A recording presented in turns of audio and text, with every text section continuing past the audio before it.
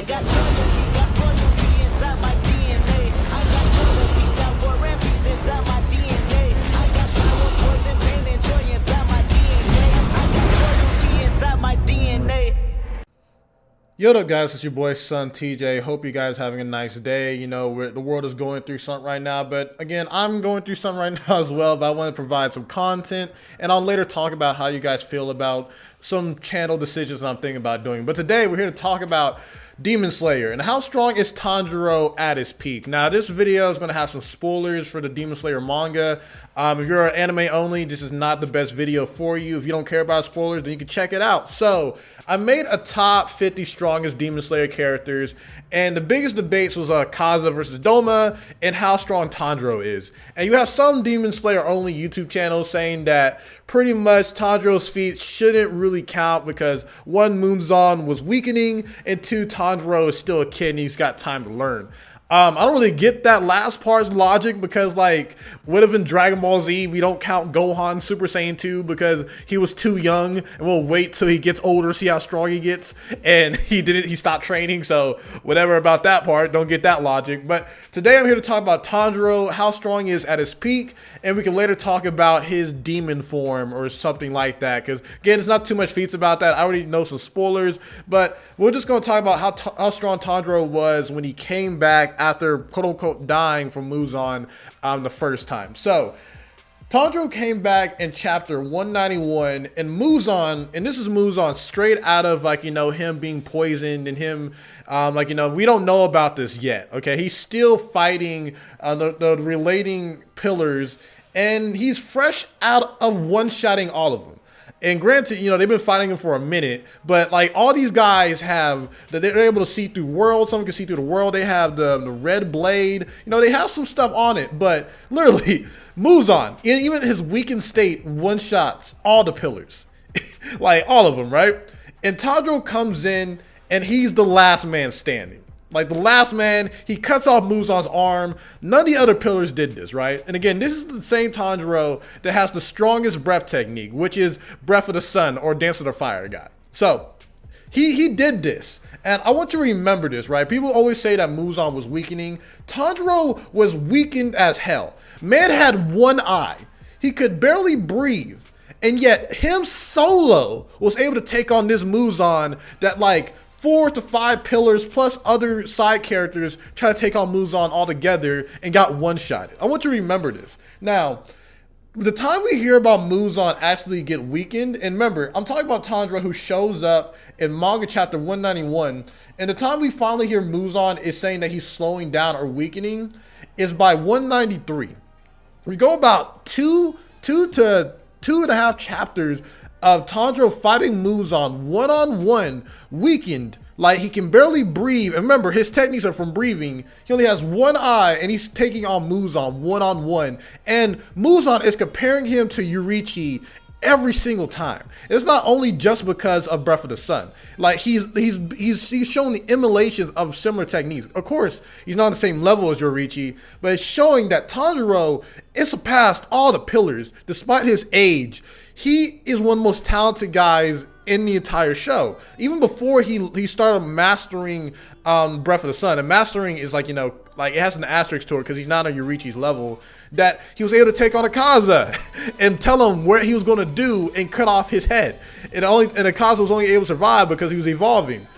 And remember, like, he has a better breathing technique than Kokoshibo, and he's able to take on Muzan, which he one-shotted many pillars all at once, while Kokoshibo was kind of not struggling, but he was on par with the stone pillar.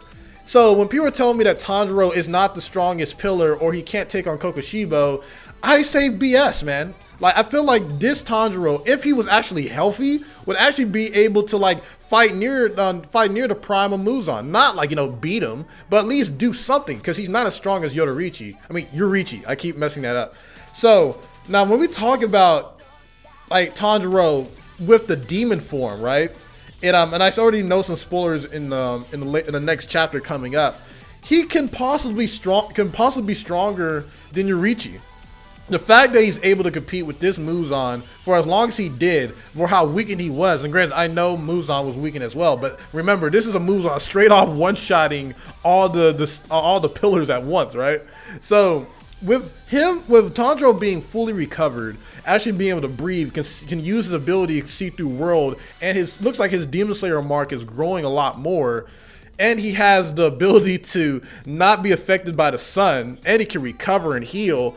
This is better than Prime Muzan, right? And Prime Muzan had the ability to split his body up to the point that even Yoriichi in his prime couldn't cut off all his pieces. And the fact that you have someone who emulates Yoriichi's power, it also has all the power of Muzan and surpasses it by being able to overcome the sun, thanks to him being the sibling of Nezuko. He can honestly be the strongest character in the franchise. Now, you can disagree with this if you feel that way, but the facts speak different.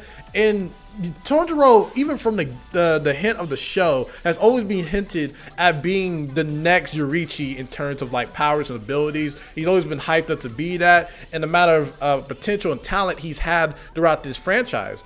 And even with this whole new twist with Muzan, the fact that Muzan pretty much gave Tanjiro everything, because Tanjiro was the strongest character at that point.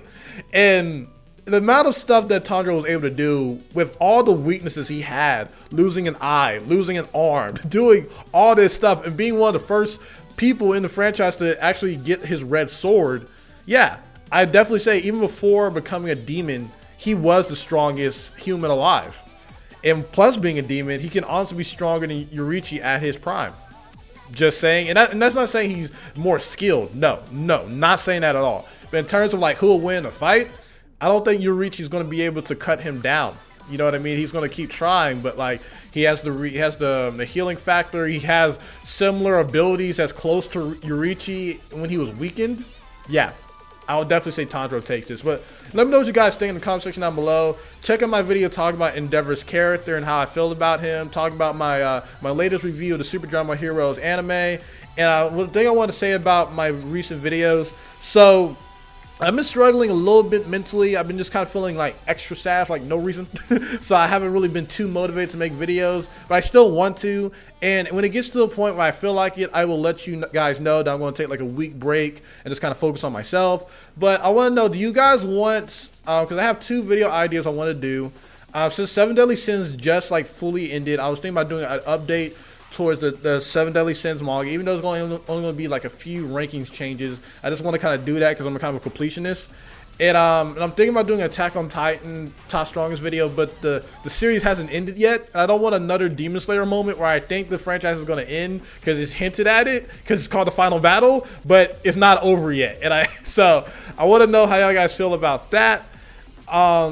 Because even with this Demon Slayer thing, I'm probably going to just do a top 10 if we're really going to get Tanjiro is the strongest character, and I'm just going to just do a top 10 strongest like in the franchise Demon Slayer characters. And then, or I can just continue to do these power scaling and commentary videos where I'm doing reviewing and power scaling and doing reactions. So either just taking a slower time with making top strongest videos, or kind of doing more consistent videos with power scaling and discussion videos. We'll love you guys' feedback. This channel will be nothing without y'all. That's why I try so hard to get you guys to like and comment, because you guys make this channel, and I appreciate y'all guys being so patient with me and supporting the channel, guys. So yeah, hope you guys having a nice day. Stay safe. SonTj, peace. Love you all.